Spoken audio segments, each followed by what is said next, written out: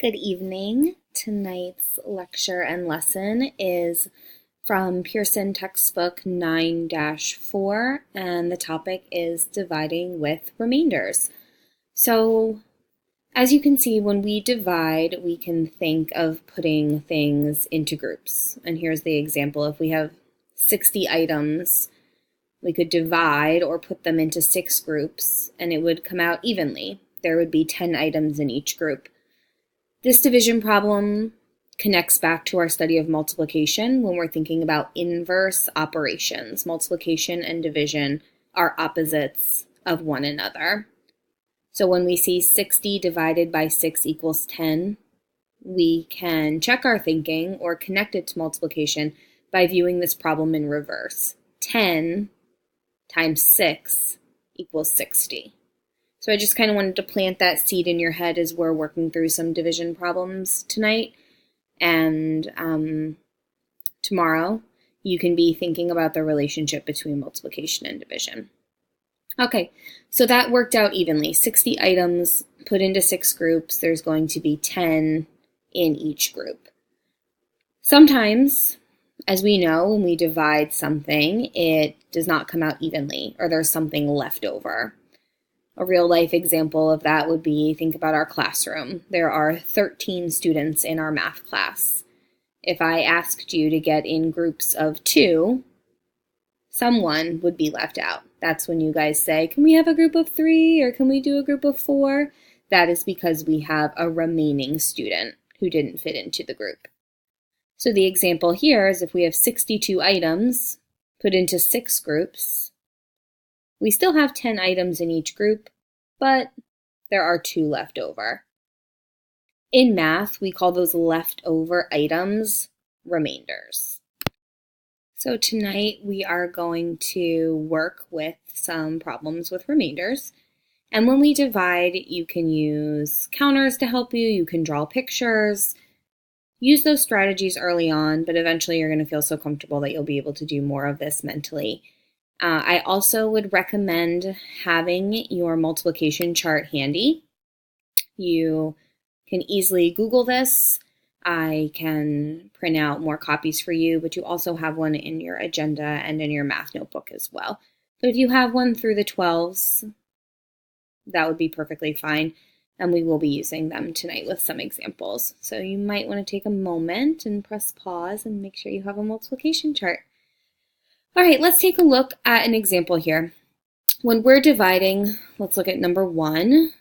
We have 4, and we have our division sign 34. I want you to know that we read that 34 divided by 4, putting 34 items into 4 groups.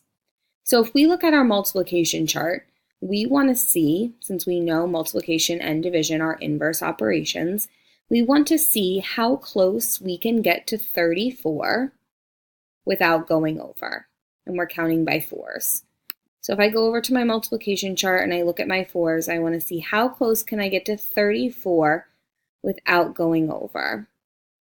All right, I can get to 32. So that's 8 times. So if I go back, I know 4 can go into 34 8 times. But that only gets me 32. So my remainder, or my remaining amount, is 2. I got to 32, but I need to get to 34. So we have 32, 33, 34. So our answer would be 8, remainder 2. All right, let's take a look at another one.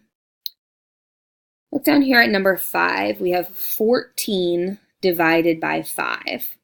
So again, I'm going to ask myself, how many times can the number 5 go into 14 without going over? So if I look back at my multiplication chart, I'm looking at my 5s and I'm seeing how close I can get without going over. 15 is close, but it's over, so I have to go back to 10. So 5 can go into 14 2 times, which gives me 10. So my remainder would be 4. 10, 11, 12, 13, 14. Okay. And let's do one more. Let's look over to number 6. We have the 9s. And again, we're going to read this kind of right to left. 37 divided by 9. Using my multiplication chart to help me, I'm going to see how many times can 9 go into 37 without going over. Can get really, really close, but there's still going to be a remainder. So 9 can go into 37 4 times, and that gives me 36. So what would my remainder be? 1. So 37 divided by 9 is 4 with a remainder of 1. 1 is left over. Okay. Some other problems, and there's some word problems we can do with remainders as well. Remember, division is putting things into groups. Sometimes those groups are going to be equal, and when they are not equal, that's when we have a remainder.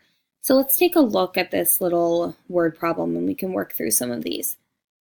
If you arrange these items into equal rows, tell how many will be in each row and how many will be left over.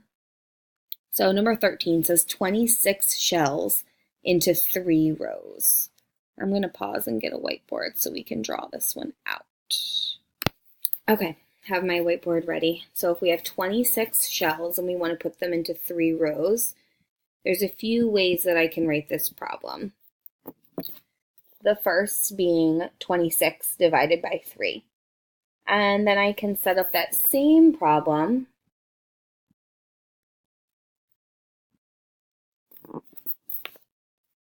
so it looks like this. But again, thinking about my problem, 26 divided by 3, I'm going to look at my multiplication chart, and I'm going over by 3s. How close can I get to 26 without going over? I can get pretty close. I can get to 24. So 3 can go into 26 8 times. But that only gets me to 24. Remember, my goal or my number is 26. So I'm still going to have a remainder of 2. 24, 25, 26. So my final answer would be 8, remainder 2. All right, let's take a look at another word problem. Okay, if we look down at 14, we have 19 pennies in 5 rows. So 19 is our amount, and we want to put them into 5 rows or 5 groups. So we can set up that division problem, 19 divided by 5. I can use my multiplication chart, or I can just start using mental math. We're pretty good at counting by 5s, so let's count by 5s and get as close as we can to 19 without going over. 5, 10, 15, next would be 20, that would be over. So 5 can go into 19 3 times. And then we're going to have some left over. We have a remainder of 4. We would have 15, 16, 17, 18, 19, 4 left over. So when we set up that math problem, this is how it would look. 19 divided by 5 gives us 3 with a remainder of 4. As a reminder, multiplication and division are inverse operations. That's why we are using our multiplication chart to help us with division. And when we see the word remainder in math, that means that an amount is left over. We use remainders in our real life math connection all the time. And I just want to show you one more real life example of a time when we would need to know division and remainders. And we're actually going to look at some of these real life problems tomorrow. So this one says, pencils are sold in packages of 5. Explain why you need 6 packages in order to have enough for 27 students. So that is one example of how having an odd number of students, 27, that 5 does not go into evenly. We would have to use our knowledge of remainders to figure out how many packages we would need. So everyone would have a pencil.